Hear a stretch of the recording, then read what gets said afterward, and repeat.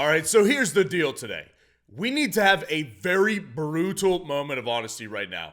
Heading into Week 10 fantasy football, this is the toughest time where we're going to get any buy low opportunities whatsoever right now. You are simply not going to convince anybody that Rachaad White, the running back one on the week this week, is a better fantasy option moving forward than Alvin Kamara or Jonathan Taylor. That's just not going to happen, guys. That's why I'm not coming out here today acting like there's 10 buy low opportunities this week before Week 10 fantasy football. That's just not the case. I have identified 4 buy low opportunities this week, and that's it. And today I'm going through the 4 buy low trade targets before Week 10 fantasy football, and I'm going to tell you exactly the type of situation that you need to be in if you are looking to buy one of these players today, guys. I'm trying my best to identify any opportunities for you to make your team better for the rest of the regular season and for the playoffs in fantasy football. So please go down there, drop a like on this video, and subscribe to the channel to show your support. So number 1 here, this is a guy that you need to get if you are already a 2-loss team, a 1-loss team, maybe a 3-loss team at the end of the day. If you are in good shape and you know you're making the playoffs, David Montgomery is a good buy low option because this is the last time that you're going to be able to buy David Montgomery low at all. That's the reality here.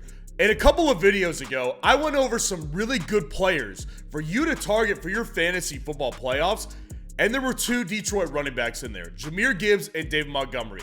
Well, here's the thing about Jahmyr Gibbs. Since I posted that buy low video for the playoffs, Jahmyr Gibbs went off on Monday night and everybody saw it. Everybody saw it on a nationally televised, standalone, primetime game, and you're not buying Jahmyr Gibbs low anymore. He is no longer a buy low trade target. I said he was a buy low weeks ago. David Montgomery, this is your last chance right here. Because here's what we have working in David Montgomery's favor. Obviously, David Montgomery was just on a bye week, so nobody's got any excitement. There's no big game to talk about that he had in Week 9. None of that stuff. David Montgomery is on a bye week, and he hasn't played the last 2 games either. Well, here's the good thing. David Montgomery looks to be preparing to return in Week 10 fantasy football, and at the very latest, Week 11 return. But from everything I've seen, all signs point to David Montgomery returning in Week 10. And you can see the numbers that he's done on the screen. When David Montgomery has been active, he's been a game changer for you. The guy is efficient, running behind one of the best offensive lines in football. He's run 6 touchdowns, 16.4 fantasy points per game, and he's averaging 20 opportunities per game. That's the great reality here with David Montgomery. Now, of course, we have to leave some room for maybe some volume being taken away from him because he's had 2 injuries this year and Jahmyr Gibbs has finally emerged. So you can see those 2 targets per game on the screen. That might drop to closer to 0. Jahmyr Gibbs will be this primary receiving back for sure. And I would imagine that maybe worst case scenario here, David Montgomery loses about 4 to 5 carries per game to Jahmyr Gibbs. Now, at the end of the day, behind this offensive line and what he's been doing for this team, that's not going to matter that much. Because here's the thing, Detroit leans on a strong running game. And when you've got 2 studs running the football, that's exactly what Detroit wants right here. So David Montgomery's not going to become less important to this offense. That it just increases his buy low opportunity. Coming off a bye week, no excitement, and missing the last 2 games before that, lots of players and lots of fantasy managers in your league probably have David Montgomery on their bench, and they're struggling right now. They need to make some moves to win now. Win right now. That's the opportunity you could take advantage of. Let's run through some of the top weeks at the running back position in Week 9 fantasy football. The top 5 running backs right now. Rachaad White at number 1, he had 25.9 fantasy points. Josh Jacobs in Week 9, he had 22 almost fantasy points. Ramondre Stevenson at 3 with over 20 fantasy points.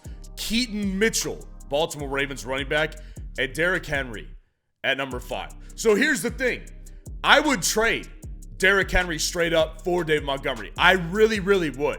I think that's a buy low opportunity because as we'll go through here in a minute, Detroit's playoff schedule is very favorable for them. I would send Josh Jacobs for him straight up. I really would.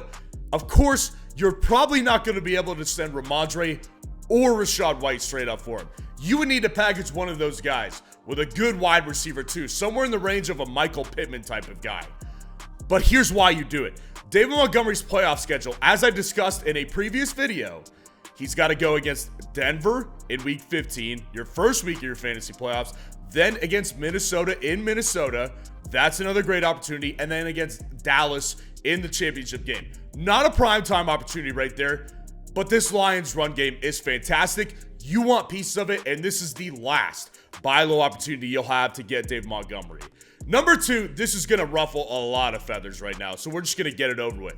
Bejon Robinson is still a buy low candidate right now. I 100% get it. Let me just start it off with this. I really dislike what's going on in Atlanta right now. And in fact, if you date back to my offseason videos in like March or April, you'll understand that I was never on board with this whole Desmond Ridder experience right now. And obviously it got so bad that they switched off to Taylor Heineke. That's the move that they made just this past week. And nothing got better. That's a problem here for the Atlanta Falcons. And then when you look at what they're doing with their running game, it's actually a disgrace. They picked Bejon Robinson inside of the top 10 of the 2023 NFL draft, and they're still using Tyler Algier as their main guy, and he's not effective. There's no excuse, and Arthur Smith should be fired. That's the reality here. That's not going to happen right now. It's not going to happen. It may happen after the season, but let me tell you why I still do believe Bejon Robinson is a buy low trade target right now. Let's start it out with his numbers you can see on the screen. Bejon Robinson, obviously, the fantasy points per game and the volume is not ideal whatsoever. He's averaging basically 15 opportunities per game, and 4 of those, almost 5, come from targets. And he's not even averaging 12 fantasy points per game. That's not good. I understand it 100%. But 5.1 yards per carry and almost 8 yards per reception, those are good efficiency numbers, man. Bejon Robinson is simply just a very explosive player right now that has become so cheap. I can guarantee you this, and you're watching this video right now and you're done with Bejon Robinson. I understand that thought. I have Bejon Robinson in a couple of redraft leagues and he's literally costing me weeks right now. But here's the reality. If everybody feels like that, this is a guy that you can absolutely buy low on. Because ask yourself this, if you're holding Bejon Robinson right now, would you accept Josh Jacobs for him straight up right now? That's a good question to ask yourself. Would you accept Rachaad White for him right now? Would you accept Ramondre Stevenson for him right now? Would you accept Aaron Jones for him? All of those guys were top 10 running backs this week. And with the exception of Josh Jacobs, I would take Bejon over Rachaad White, Ramondre Stevenson, Alexander Mattison, Aaron Jones. I would take him over all those guys right now. This is the opportunity you need to take if you want a guy that can help you immediately. Because here's the thing. He's got Arizona next week. That's a bounce back game if I've ever seen one. Arizona is worse than Atlanta. We can trust that Bejon Robinson is likely going to have a very good bounce back game right out of the gate when you buy him this week. Because that's the thing. He is a guy that you buy right now if you need to get points immediately and help yourself get a win. And then he's also got Indianapolis in mid-December. He's got Carolina in mid-December. And he's also taking on Chicago late in the season. There are some good opportunities here for Bejon Robinson. And I really do think that if you know your league manager in your league who has Bejon Robinson is just completely done with him at this point, it's an opportunity you need to take advantage of. And like I said, I understand it. I understand the frustration. I am personally experiencing it with Bejon Robinson right now, but it doesn't mean that he doesn't have some buy low opportunities attached to him. If you can sell someone who's clearly not a better long-term fantasy running back than Bejon Robinson, you can capitalize on some massive frustrations right now. And number 3, I already know this guy's going to probably ruffle feathers as well, because let's get this out there. Kenneth Walker is a guy that I said leading into week 9 was going to be a fine play. I said, don't worry about it. Put him in your lineup again. And let's be honest here. He'll be on my what I got right and what I got wrong live stream on Monday night, because I was definitely wrong about his week 9 performance. Listen, Baltimore just crushed the Seahawks again, similar to what they did to the Detroit Lions a couple of weeks back. And it wasn't good for Kenneth Walker. He had another very, very bad game. And he had, again, had less than 10 carries. I get it. Kenneth Walker is frustrating people, not quite to the level of Bejon Robinson, but not too terribly far off. Kenneth Walker had less than 10 carries again. Well, here's the thing that I said about Detroit and Jahmyr Gibbs at the time. And Jahmyr Gibbs actually had a good game in that blowout game. What I said was, you cannot look to this game and say, here's what's going to happen moving forward. In a blowout game, anything happens. You cannot predict what's going to happen moving forward when a team gets blown out. Those are not good predictive games that are good measures right there. So here's what we've dealt with the last 2 weeks with Kenneth Walker. In week 8, Kenneth Walker came into the week injured, missed a bunch of practice time, and he relinquished work to Zach Charbonnet. That's what happened that week. Then he gets right, practices most of the week, hitting into week 9, and then they get blown out by the Baltimore Ravens, and he still has less than 10 carries. I called a couple of weeks ago Kenneth Walker a top 5 fantasy running back moving forward, and maybe he's not top 5, but he's definitely still top 10, and this is exactly why it's a buy low opportunity right now.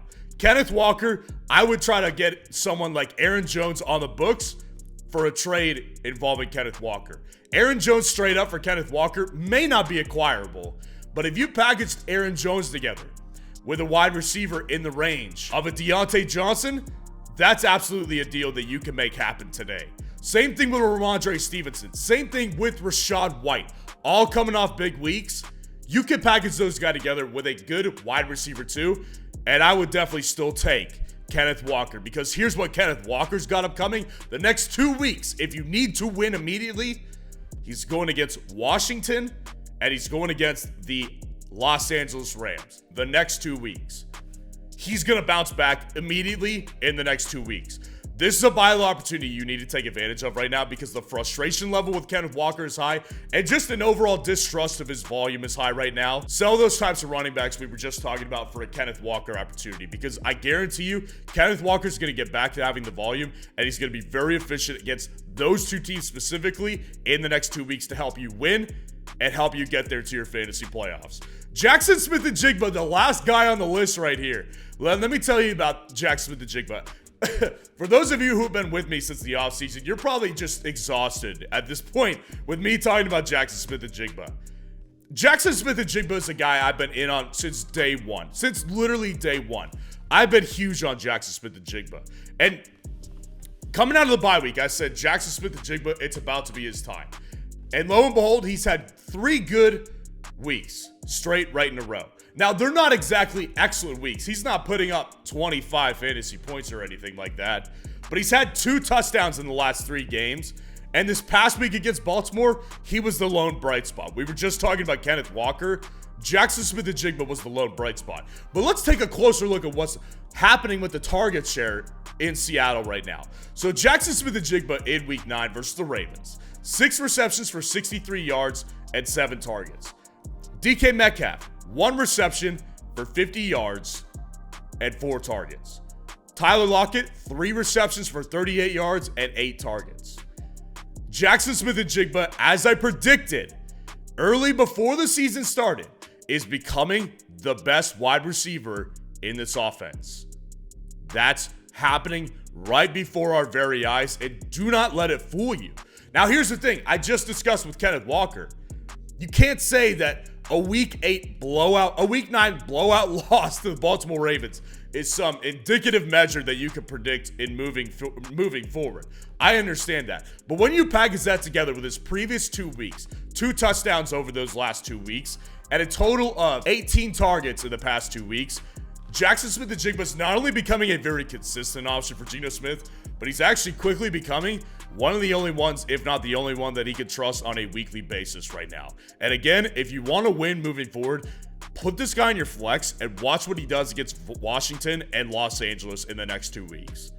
Jackson Smith-Njigba is becoming a basically must flex guy here pretty soon. So to me, Jackson Smith-Njigba, you could still buy him low. You can still buy him for someone like a George Pickens right now. Maybe a Chris Godwin right now. Maybe a Marquise Brown right now. And actually get a little bit in addition to Jackson Smith-Njigba for a guy like Chris Godwin or Marquise Brown.